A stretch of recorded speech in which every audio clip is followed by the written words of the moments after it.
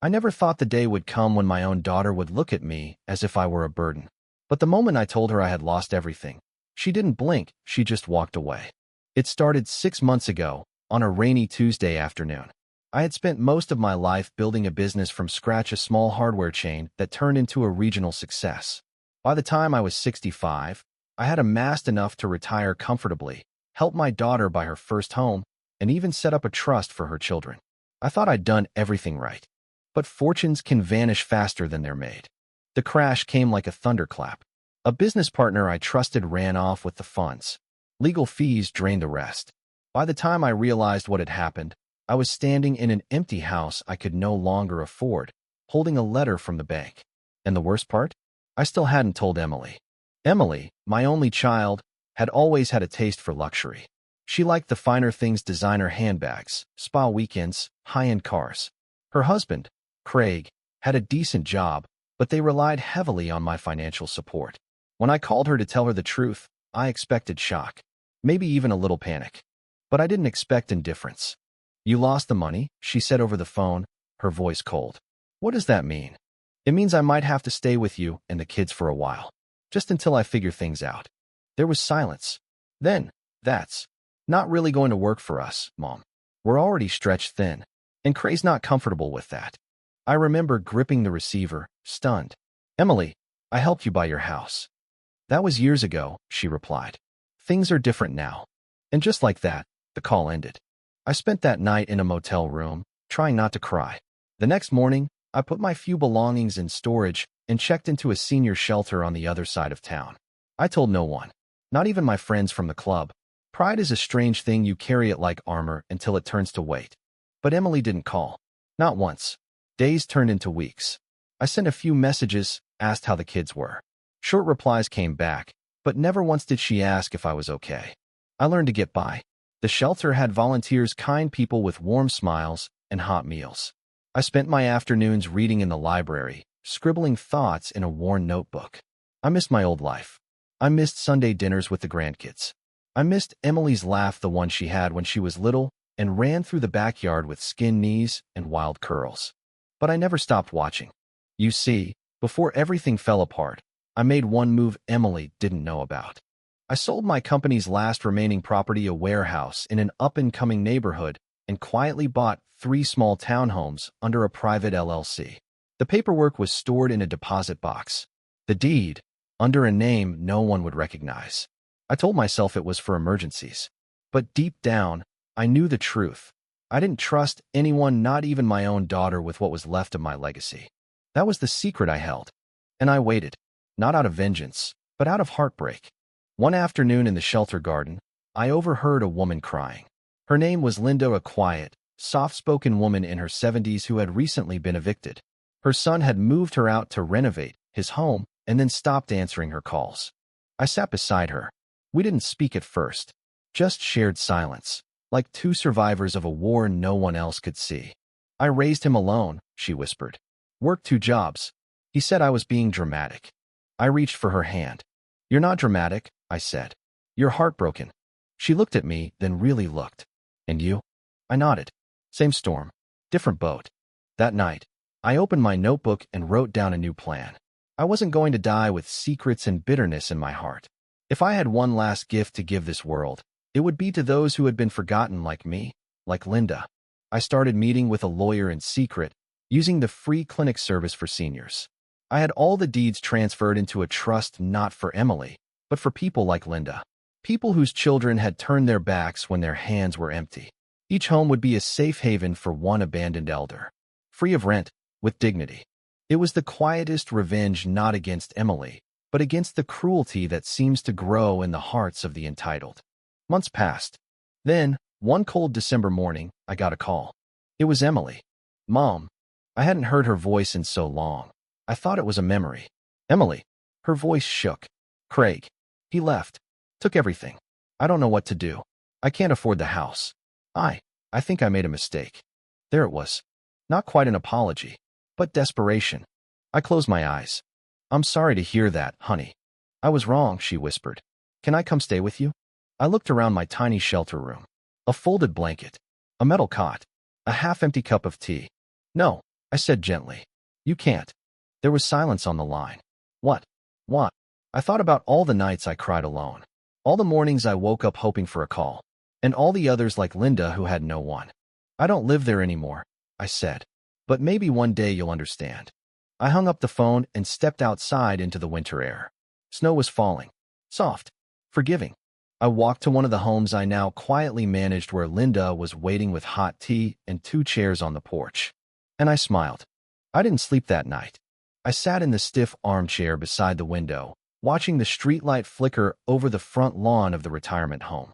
The hum of the radiator was the only sound in the room, save for the occasional cough or shuffle of slippers down the hallway. My thoughts spun. The bitterness I tried to keep buried clawed its way to the surface. How had it come to this? Me, living among strangers in a place that smelled faintly of antiseptic and overcooked peas, while the daughter I'd given everything to lived comfortably in the house I bought, driving the car I gifted her after graduation, wearing the jewelry her mother once treasured. That necklace. When she took it off and laid it on my dresser as if it meant nothing, I knew something in her had changed, or perhaps I had been blind all along. It was the next morning, during the weekly family brunch that the retirement home hosted, when fate played its next hand. I wasn't expecting visitors. I hadn't had one in months. But just as I poured my second cup of lukewarm coffee, I heard a gasp behind me. Dad. I turned, and there she was. Elaine. Still impeccably dressed, not a single strand of hair out of place. She looked more polished than ever, but her eyes darted nervously around the room as if embarrassed to be seen there. I raised my brow, but said nothing. She walked toward me slowly, as though approaching a fragile object. I heard about your fall, she said. The social worker called. I didn't know you were here. I didn't believe that for a second, but I let her speak. She pulled out a chair, hesitating before sitting. I've been thinking a lot lately, she began, about how things ended between us. I kept my face still, unreadable. I know I was harsh, she continued.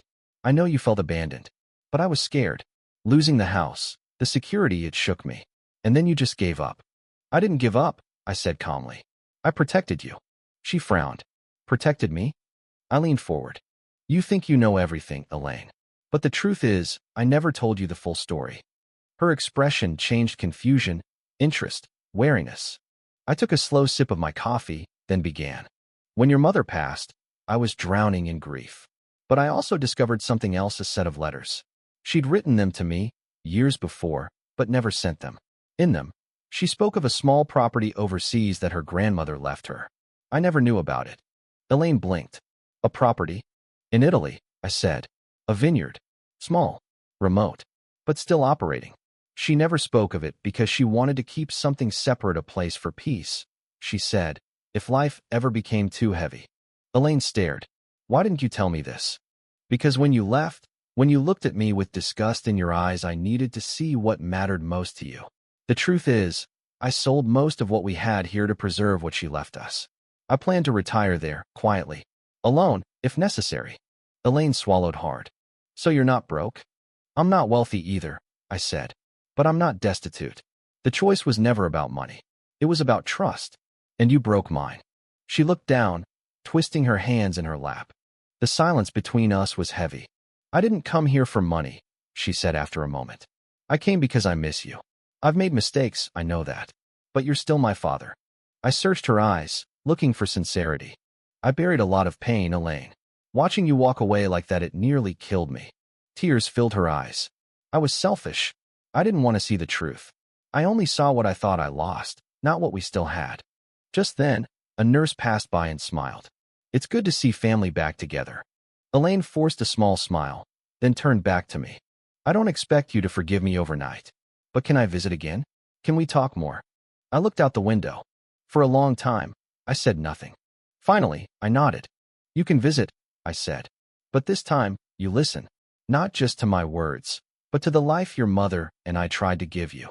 She nodded quickly, tearfully. I will. And for the first time in what felt like years, I saw a glimmer, just a faint flicker of the daughter I once knew. That afternoon, I opened the small locked drawer beside my bed and pulled out the worn envelope. Inside were copies of the property deed, old photographs of the vineyard, and one letter, the final one Mary wrote before her death. I hadn't read it in years. But now maybe it was time to share it. With someone who finally wanted to listen. Elaine held the letter in trembling hands. We sat together in the quiet corner of the garden behind the retirement home, away from curious eyes and prying ears. The afternoon sun cast long shadows across the grass, and for once, there was no bitterness in the air, only reflection. She glanced up. "Can I read it aloud?" I nodded. My voice wouldn't come, not just yet. She unfolded the aged paper delicately and began to read. "My dearest Thomas, if you're reading this, it means I've gone before you, and I'm sorry for that. You always said we'd grow old together, and I truly believed we would. But life is unpredictable. There's something I've hidden from you, not out of malice, but out of fear. My grandmother left me a vineyard in her Willa's simple plot of land in Tuscany, with a small house, surrounded by olive trees and old stone walls. I never mentioned it because I was afraid you'd see it as an escape, as something to run to instead of fixing what was broken here. But now, I see that I should have shared everything with you, because you are my everything. If the world ever becomes too loud, too cold, or too cruel, promise me you'll go there. Sit beneath the vines. Let the sun warm your heart again. Maybe even share it with someone who needs healing, too. Our daughter, she has your fire, your stubbornness. But don't let her push you away. She's still learning how to love through loss. Be patient with her. And if she forgets who she is, remind her who we were. I love you. Always. Mary." Elaine's voice cracked at the final line. She blinked away tears and folded the letter slowly, reverently, like one would return a sacred object to its altar. "I never knew she wrote like that," she whispered. "She wrote for herself," I said. "Never needed anyone's applause." Elaine looked at me. I wish I'd known her better. I thought I did. But I only saw her as mom, the one who held everything together. Now I wonder what dreams she gave up to raise me. "She never saw them as sacrifices," I said. "She saw them as gifts." Elaine looked down at her hands. "Dad, when I walked away from you, I thought I was being strong. But I was scared. The idea of not being taken care of, you no longer being invincible, terrified me." "I wasn't invincible," I said quietly. "But I was still your father. And I needed you, even if I didn't say it." There was a pause. "Can I come with you?" she asked. I blinked. "What do you mean?" "To the vineyard. To Tuscany. I want to see it. I want to understand what Mom saw in it, what you've kept alive all these years." My breath caught. I had dreamed of going there again, but alone. Now, this proposal, this olive branch from a daughter I thought I'd lost, felt like something deeper than reconciliation. It felt like beginning again. "You sure you're not just chasing some fantasy?" I asked. Elaine shook her head. "No, I'm chasing the truth. And maybe redemption, if you'll let me." I studied her. Not the perfect makeup or designer bag, not the carefully constructed exterior, but the girl beneath, the one who used to sit on my shoulders and scream with joy when we fed ducks at the lake. The girl who clung to me during thunderstorms and called me her hero. She was still in there. "All right," I said at last. "But we're not just tourists. We work the land. We walk it like your mother did. We honor her." Elaine nodded, tears forming again. "I want that. I want to feel what she felt." We spent the following weeks preparing. It wasn't easy, booking international flights, dealing with documents, and closing up my room at the retirement home. But for the first time in years, I felt alive again. The staff threw me a little farewell party. Balloons, cake, and well wishes. One nurse whispered, "I hope you find whatever it is you've been waiting for." I smiled. "I think I already have." Tuscany greeted us like an old friend. The air was heavy with the scent of lavender and wild thyme. The sky stretched wide and blue, and the vineyard, though modest, stood like a living testament to generations past. Elaine gasped when we arrived. "It's like a painting," she whispered. The house was small, stone, with faded shutters and ivy climbing its sides. Inside, it smelled of olive oil and earth. Dusty but warm. There were old photographs on the walls, Mary as a child, her grandmother smiling in a wide sun hat. We cleaned. We cooked.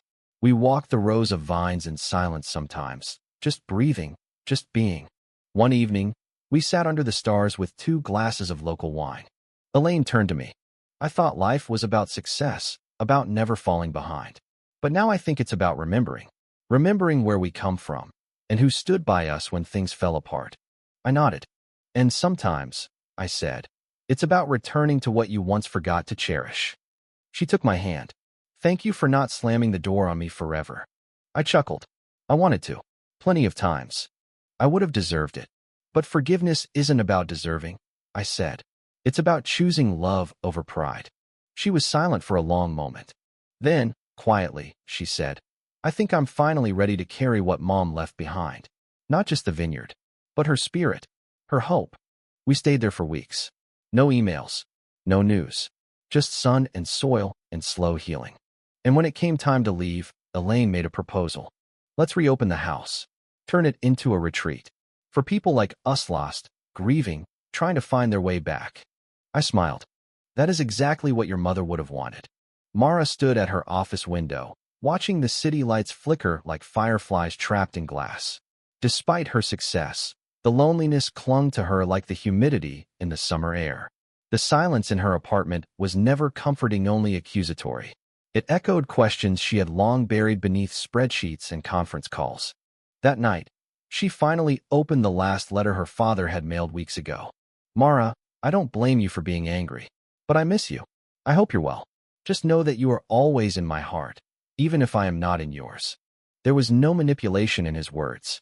No guilt, just love, and that made it worse. She folded the letter, pressed it to her lips, and cried for the first time in years. She didn't understand why, but she felt like something inside her was quietly collapsing. Meanwhile, Gerald sat on the back porch of a modest home just outside the city. The scent of lilacs from Mrs. Henderson's garden wafted in the breeze. He sipped tea from a chipped mug, watching children ride bikes past his gate. They always waved. He always smiled. The modest neighborhood had embraced him when he moved in. No one knew who he really was. No one asked why he chose to live among them. They just welcomed him with casseroles and simple conversation. For the first time in years, he wasn't defined by what he had but by who he was. The truth? Gerald still had money. He had transferred a large portion of his wealth into an offshore account before the market collapse. The so-called loss, he claimed, was only partial. What was gone was public-facing. What remained was secret and untouched. He didn't hide it out of greed. He hid it to see who loved him when there was nothing left to give. And now he had his answer. One morning, Gerald got a call from an unknown number. Dad. The voice cracked like dry branches. Mara. He rose from his chair. Are you all right? There was a long silence. I made a mistake. I was scared, and I didn't know how to handle everything. He could hear the shame trembling through the phone. I understand, he said gently. I don't deserve your forgiveness. Maybe not, he replied. But you still have it. She sobbed on the other end. Can I come see you? He didn't hesitate. I'll put the kettle on. When she arrived later that week, she looked thinner, worn. Her expensive shoes didn't match the cracked pavement of his neighborhood. But her eyes, though tired, were open in a new way. They sat under the maple tree in his yard. She looked around, confused. This is where you live now. He nodded. It's humble. It's peaceful, he corrected. And honest. She swallowed hard. Why didn't you tell me the truth? That you weren't completely broke? Because I needed to know who you were when I had nothing. Her face turned pale. You needed to test me? I needed to understand, he said. Not to punish, but to protect my heart. She looked down at her hands, fingers clenched. I failed, didn't I? No, he said after a long pause. You just forgot yourself for a while. But here you are. She looked up at him, and for a moment, she was 5 again, sitting on his lap after a bad dream. Can I try again? She asked. He smiled. You already have. But redemption was never that easy. As they rebuilt their bond, a storm brewed outside their fragile peace. Mara's fiancé, Andrew, a ruthless venture capitalist, had learned about Gerald's hidden funds. One of his contacts had traced an offshore account to a trust under Gerald's name. Andrew didn't care about father-daughter reconciliation. He cared about power and money. He urged Mara to convince her father to sign over access. He's old, Andrew said coldly. He doesn't need all that. He'll die with it untouched. Mara recoiled. You don't talk about my father that way. Andrew sneered. Don't forget who paid off your company's debt last year, or who introduced you to half your investors. The implication was clear, loyalty or loss. She had a choice to make again. The following night, Mara sat across from her father by the fire pit. I need to tell you something, she said. Gerald studied her face, calm and steady. I want you to put everything in a trust, but not for me, for a foundation, for people who need it. He blinked. Why? Because it's not mine. And because I don't want it to change me again. He exhaled deeply, as if releasing something he'd been holding in for years. I already did, he said softly. She looked up. The moment you walked through my door, and meant it I knew. And I made the call that night. Mara stared at him, stunned. Half is going to a children's shelter. The other half will fund scholarships for underprivileged youth. She shook her head. I thought I was making the first move. You were, he said with a smile. But I just got there first. They laughed quietly, the way only people who've hurt and healed together can. But peace never lasted long. A week later, Gerald collapsed in the garden. Mara found him crumpled beside the hydrangeas. His lips were blue, his eyes half open. She screamed, her voice slicing through the calm morning. Dad, please, stay with me. She held his hand, her tears wetting the dirt as paramedics rushed in. He was still alive, but barely. And as the sirens wailed, Mara whispered over and over, I should have come back sooner. The hospital waiting room was filled with the low hum of machines and quiet prayers.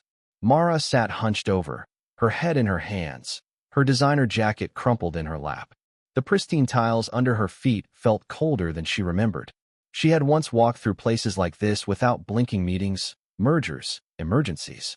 But this was different. Every second the doctors took behind those double doors stretched like years. A nurse finally approached. Miss Whitmore. She stood instantly. Yes, that's me. How is he? He's stable now, but it was close. A minor heart attack. He'll need to stay for observation and may require surgery soon. Mara's hands trembled. Can I see him? The nurse nodded and led her down the long hallway, every step echoing her regrets. When she entered the room, she saw him lying there pale, weak, but breathing. A nasal cannula fed oxygen into his nose, and his hand rested lightly on the blanket. She crept closer and took it. His eyelids fluttered open. You came? Tears welled in her eyes. Of course I did. He tried to smile. Didn't expect the hydrangeas to fight back so hard. She let out a shaky laugh, pressing her forehead gently to his hand. I thought I'd lost you. You almost did, he murmured. But I think someone up there still wants me to annoy you a little longer. Over the following days, Mara never left his side. She worked remotely from the hospital, canceled meetings, postponed interviews. When a board member called to question her absence, she replied simply, My father's in the hospital. That's all that matters. It was the first time in years she had allowed herself to prioritize something other than business. She helped him walk slowly down the corridor, pushing his four-pole beside him. She adjusted his pillows, read aloud from his favorite old mystery novels, and once even brought in his favorite soup from a small diner he used to love. Gerald watched her quietly one afternoon as she refilled his water jug. You've changed, he said. She paused. I don't feel like I've changed enough. But you have, he replied. I see it in how you look at me now. Not with pity, not with resentment, just love. Her lips trembled. I wasted so much time, Dad. He squeezed her hand. So let's not waste any more. When he was discharged a week later, Mara moved him temporarily into her apartment. The space was too sleek, too sterile for his taste, like living in a showroom, but he didn't complain. Not once. Because for the first time in a long time, he saw his daughter every day. They drank tea in the mornings, talked late into the night. Sometimes they argued, as stubborn people do, but it always ended in a laugh or a hug. One rainy evening, Mara sat across from him with a folder in her lap. I've made a decision, she said. Oh, I'm stepping down as CEO. Gerald blinked. That's a big move. I'll stay on the board, help with transition. But I need to live a life that doesn't revolve around constant pressure and shallow validation. He studied her carefully. And what will you do instead? She smiled. I've been thinking about starting a nonprofit. Something real. Something that doesn't need a press release to matter. Gerald's eyes glistened. You know you used to want to be a teacher. She nodded. I remember. But I also remember being told it wasn't ambitious enough. Maybe ambition just needed a new definition, he said quietly. Andrew, however, was not ready to let go. He confronted Mara at her apartment one night, just after Gerald had gone to bed. You're throwing everything away, he snapped. For what? Sentiment. Mara didn't flinch. For peace. And integrity. You're a fool, he spat. He manipulated you. He never really lost his money. And you manipulated me, she said coldly. You only ever cared about what I could give you. He sneered. You think a new moral compass makes you better than me? No, she said, stepping back. But it makes me better than I was. Andrew took a step forward, voice low and threatening. Don't forget I know things. I could ruin you. You could try, she replied, unwavering. But the woman I am now? She's not afraid anymore. She closed the door in his face. Weeks later, Gerald and Mara returned to the small neighborhood house he had grown to love. They spent the mornings gardening and the evenings watching old movies. Life was quieter, but richer. One day, as they were sorting through some old boxes, Mara found a photograph of her as a little girl, riding on Gerald's shoulders at the beach. She stared at it for a long time. You were always holding me up, she whispered. He looked over. You just needed to remember that. She nodded. And now maybe it's my turn. He smiled. Then we're even. That night, she drafted a letter to be included in the Foundation's official launch. This isn't about charity. It's about gratitude, about remembering what matters, and about healing from the inside out. My father taught me that, not with lectures, but with grace. I hope this foundation carries a fraction of the kindness he gave to me when I didn't deserve it. We are all more than the worst thing we've done, and sometimes love is the most unexpected second chance.